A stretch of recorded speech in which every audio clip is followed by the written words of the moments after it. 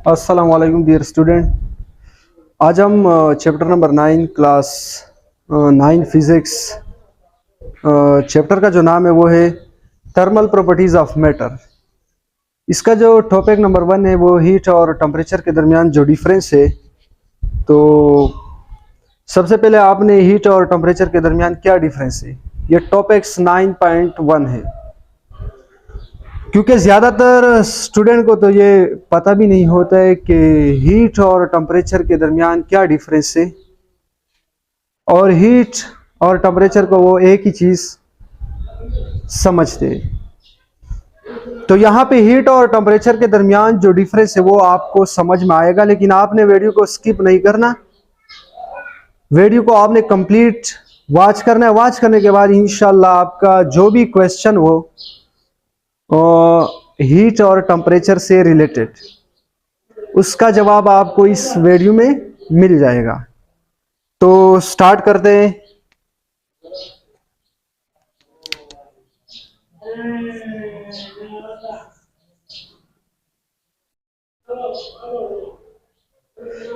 Heat और साथ ही साथ यहां पे मैंने लिखा टेम्परेचर। ठीक है कि हीट और टेम्परेचर के दरमियान क्या डिफरेंस है। पेपर में भी क्वेश्चन आ सकता है, 9th में भी आया और साथ ही साथ फर्स्ट सेकेंड ईयर में ये क्वेश्चन आया है, और बाकी जितने भी टेस्ट है उसमें ये क्वेश्चन ज्यादातर हीट और टेम्परेचर के बारे में इससे एमसीक्यूज भी बन सकते हैं। तो नंबर 1 पे आपके पास हीट और टेम्परेचर के दरमियान जो डिफरेंस है, सबसे पहले आपने जाए जो भी टॉपिक्स हीट और टेम्परेचर के अलावा जो भी हो सकता है, तो सबसे पहले आपने उसका डिफिनेशन लिखना है। डिफिनेशन के बाद उनके दरमियान जो डिफरेंस है वो पॉइंट आपने नोट करना है। तो नंबर 1 पे मैं आपको हीट का जो डिफिनेशन है वो बताना चाहता हूं कि हीट क्या है। Heat is a form of energy which can transfer from a hot body to cold body।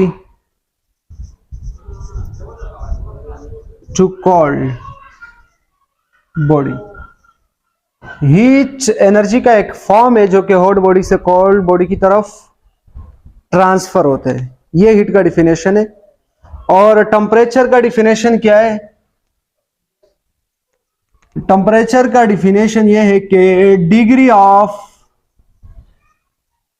Hotness and coldness. ये डिग्री ऑफ हॉटनेस या कोल्डनेस का क्या है? डिग्री है। यानी फिर भी अगर आपको समझ में नहीं आया होगा तो ये दूसरा जो पॉइंट, इसमें से आपको हीट और टेम्परेचर का पूरा जो कंसेप्ट है वो क्लियर हो जाएगा। अब दूसरे डिफिनेशन की तरफ बढ़ते, वो भी क्योंकि वो जो डिफिनेशन है वहां से एमसीक्यूज भी आ सकते हैं। जितने भी टेस्ट होते हैं, चाहे जो भी टेस्ट हो, तो वहां से एमसीक्यूज भी बन सकते हैं। तो डिफिनेशन नंबर 2 जो आपके पास है,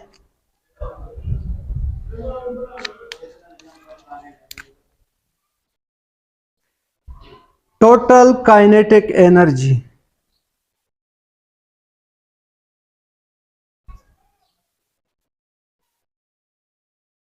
Total kinetic energy of the molecule of the substance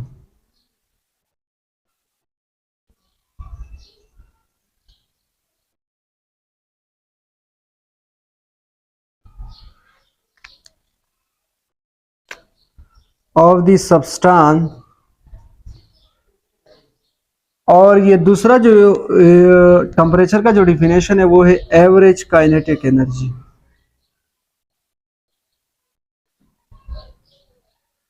average kinetic energy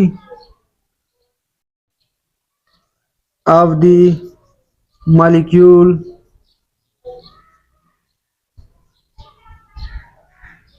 of the substance. अब आपको मसला यहाँ पे होगा कि टोटल काइनेटिक एनर्जी क्या और साथ ही साथ आपने मैंने यहाँ पे नोट किया एवरेज काइनेटिक एनर्जी। इन दोनों में आपको मसला लाजमी होगा, लेकिन अगर ये दोनों चीजें आपको समझ में आई तो ये आपके लिए इजी है। तो सबसे पहले टोटल काइनेटिक एनर्जी आप समझो और साथ ही साथ एवरेज काइनेटिक एनर्जी। इसका यहाँ पे मैं आपको एक एग्जांपल से समझाने की कोशिश करूंगा कि यहाँ पे आपके पास एक बॉक्स है, इसके अंदर एग्जांपल पानी है, वाटर भी हो सकता है और वाटर के मालिक्यूल्स है। यहाँ पे 5 मालिक्यूल्स है और ये बड़े मालिक्यूल है, और साथ ही साथ यहाँ पे भी 5 मालिक्यूल है और ये छोटे मालिक्यूल है। ठीक है, इसके पास जो एनर्जी है वो 5 इलेक्ट्रॉन वोल्ट है, क्योंकि एनर्जी का यूनिट इलेक्ट्रॉन वोल्ट भी है। आपने जॉल भी पढ़ा होगा, एनर्जी का यूनिट इलेक्ट्रॉन वोल्ट भी है। और साथ ही साथ इसका जो है ये छोटे जो मॉलिक्यूल्स है इनके पास जो एनर्जी है वो है 3 इलेक्ट्रॉन वोल्ट। ये 3 इलेक्ट्रॉन वोल्ट हो गया। ठीक है, अब मैं आपको एवरेज और टोटल काइनेटिक एनर्जी को समझाने की कोशिश करूंगा ताकि वो आपको समझ में आए और हीट और टेम्परेचर का जो डिफिनेशन है ये भी आपको क्लियर हो जाएगा।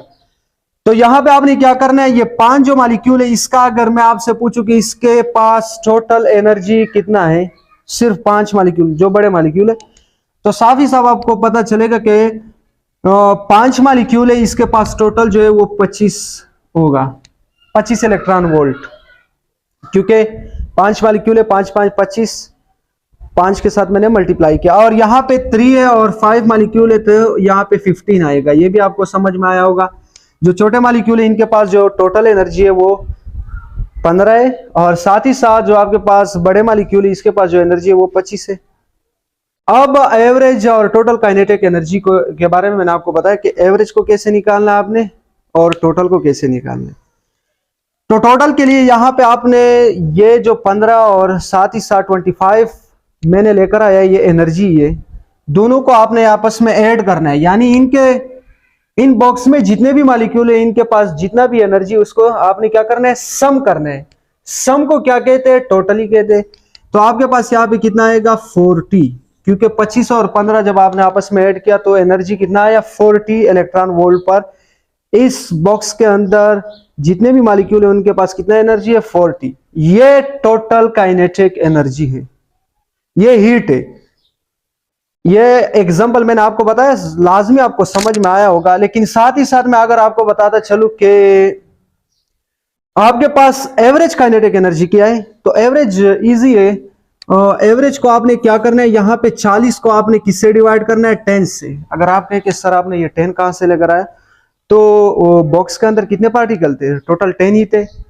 टोटल काइनेटिक एनर्जी को आपने, यानी आपके पास जब भी आपने एवरेज निकालना है जितने भी नंबर हो उसको आपने आपस में ऐड करना है। ऐड करने के बाद किसके ऊपर डिवाइड करना है, जितने नंबर हो उसके ऊपर आपने डिवाइड करना है। इस तरीके से आपने एवरेज निकालना है। तो एवरेज आपके पास क्या आएगा, 0 से 0 कैंसल, और आपके पास जो एवरेज आ गया 4 इलेक्ट्रॉन वोल्ट।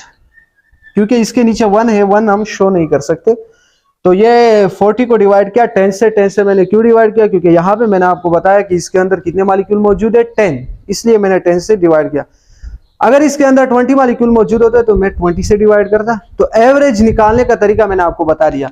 अब आप मुझे बता सकते हो कि यहाँ पे जो हीट है वो 40 है, और जो आपके पास एवरेज काइनेटिक एनर्जी है वो कितना है 4 इलेक्ट्रॉन वोल्ट, और ये 40 इलेक्ट्रॉन वोल्ट है।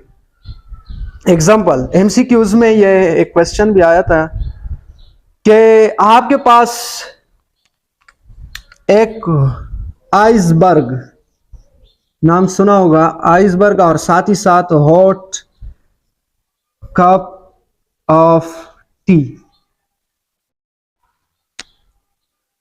ये एग्जाम्पल आया था एमसीक्यूज में कि आइसबर्ग के पास, आइसबर्ग का मतलब होता है बर्फ के तोदे। एग्जाम्पल गिलगित बल्तिस्तान में, इस तरीके से केपीके के बीच इलाके हैं जहां पे बर्फबारी गिरती है। वो जब बर्फबारी गिरती है उनसे, वो जब ज्यादा बर्फबारी गिरती तो उनसे क्या बनते हैं, तोदे। वो बर्फ के जो तोदे होते हैं उसको हम क्या कहते हैं, आइसबर्ग। तो एमसीक्यूज में आया था कि आइसबर्ग को अगर मैं कंपेयर करूं किसके साथ, हॉट कप ऑफ टी के साथ, तो दोनों के दरमियान हीट एनर्जी किसकी ज्यादा होगी, हीट एनर्जी। तो ज्यादातर स्टूडेंट क्या करते हैं, वो ज्यादातर हॉट कप ऑफ टी के ऊपर टिक लगाते हैं, मगर hot cup of T answer सही नहीं है। और यहाँ पे आइसबर्ग ही सही आंसर है। क्यों?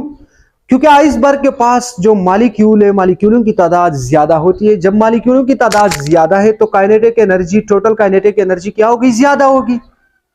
लाजमी सी बात है, कॉमन सेंस की बात है।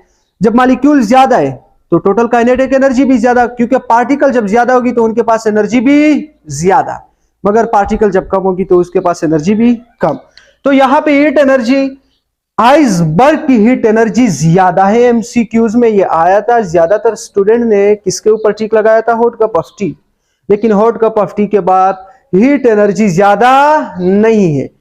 तो ये आइसबर्ग का मैंने आपको एग्जांपल बता दिया। खुदा ना खास्ता अगर आपसे किसी ने भी क्वेश्चन किया तो आप बता सकते हो उनको कि आइसबर्ग के पास पार्टिकल ज्यादा है, मॉलिक्यूल ज्यादा है, इसकी वजह से हीट एनर्जी भी ज्यादा होगी। हॉट कप ऑफ टी जो आपके पास है, इनके पास पार्टिकल भी कम है, मॉलिक्यूल्स भी कम है। कम होने की वजह से इनके पास हीट एनर्जी कम होगी। और साथ ही साथ अगर आपसे किसी ने क्वेश्चन किया कि आइसबर्ग की टेम्परेचर ज्यादा होगी या हॉट कप ऑफ टी, तो ये कॉमन सेंस की बात है कि आइसबर्ग की टेम्परेचर कम होगी और हॉट कप ऑफ टी की टेम्परेचर ज्यादा होगी। वो किसके ऊपर डिपेंड करती है? टेम्परेचर मैंने यहां पे बताया था कि एवरेज काइनेटिक एनर्जी के ऊपर डिपेंड करता है। तो ये था आपके पास हीट और टेम्परेचर से रिलेटेड। लेकिन साथ ही साथ आपने इससे स्क्रीनशॉट ले ले। 2-3 पॉइंट मैं और बता दूंगा, ये पेपर में भी आप लिख सकते हो। तीसरा जो आपके पास पॉइंट है इसका, वो आपने क्या करना है कि हीट एनर्जी किस चीज से आपने इसकी पैमाइश करनी है, मेजरमेंट किस चीज से करनी है। तो हीट एनर्जी को हम पैमाइश करते हैं कैलोरी मीटर से।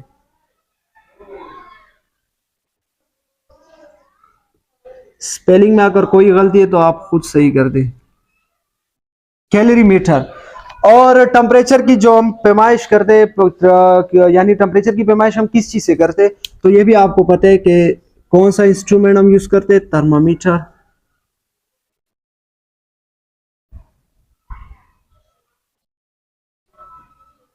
थर्मामीटर।